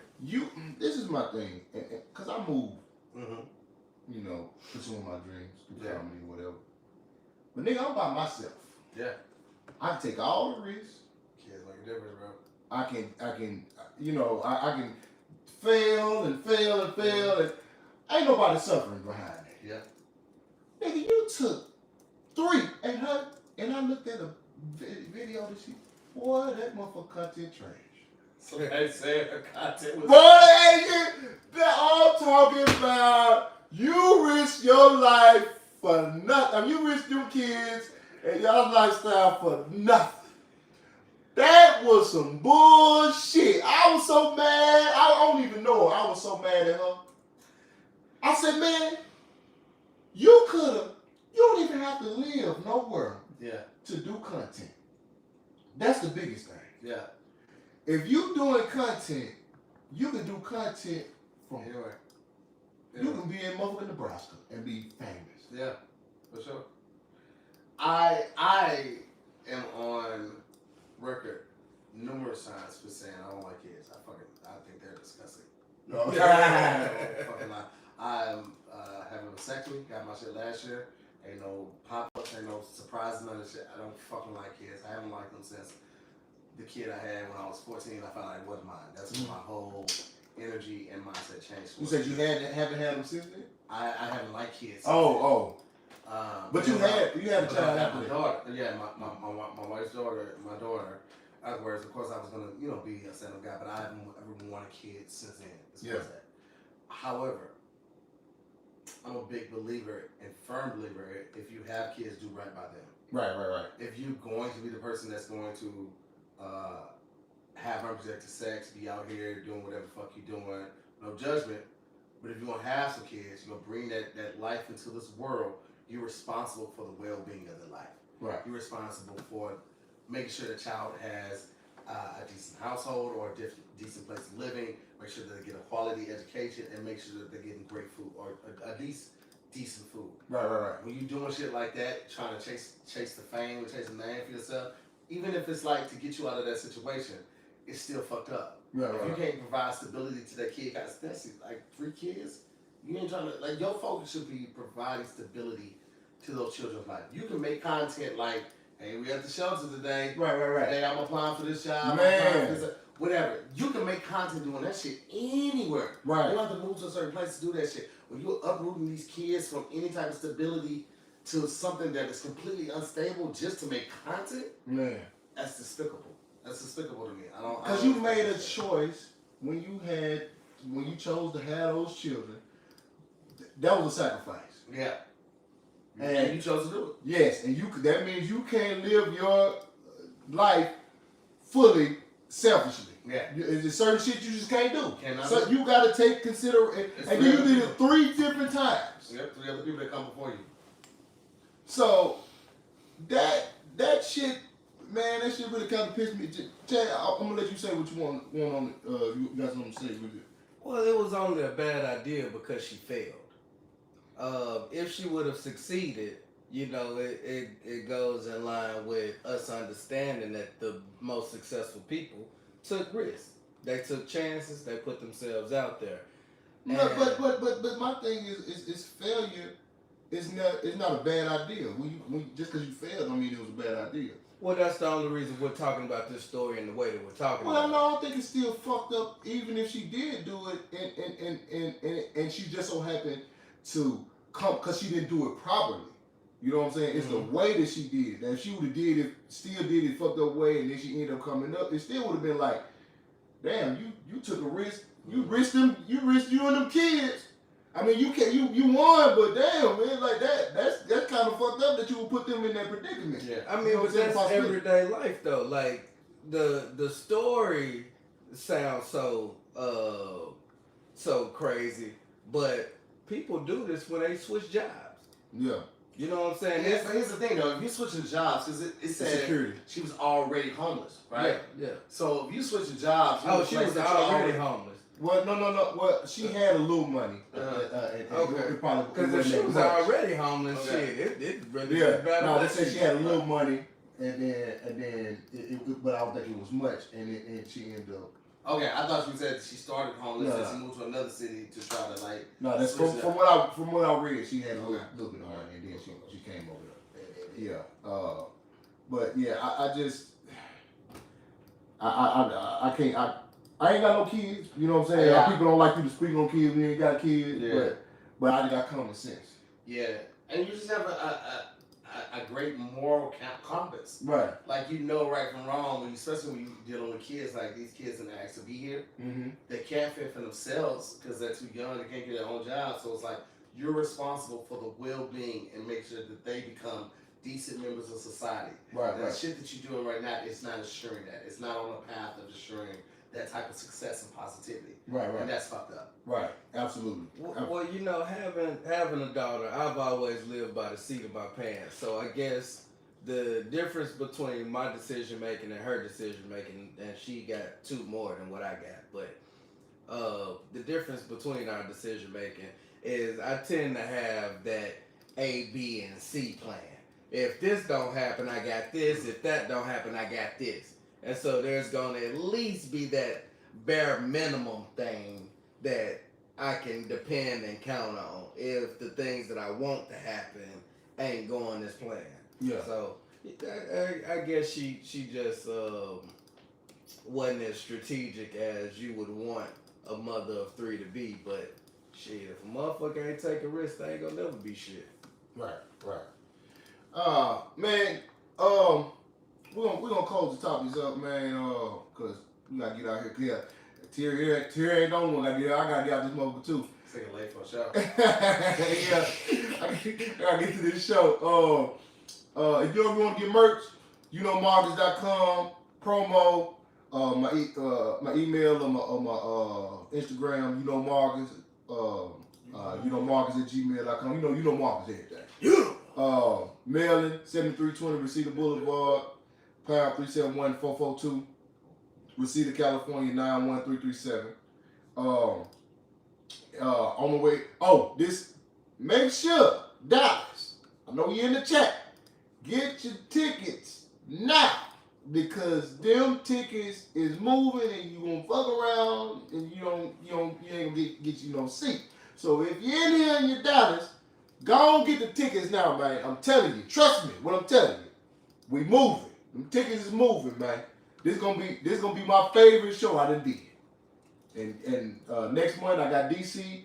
On February 25th, February 22nd, I got Tommy T's in the Bay Area. Time and tease, baby. And March 21st, I got Tacoma with Naked Super Funny Comedy Club. So I pull up Dallas. This is what I'm telling you.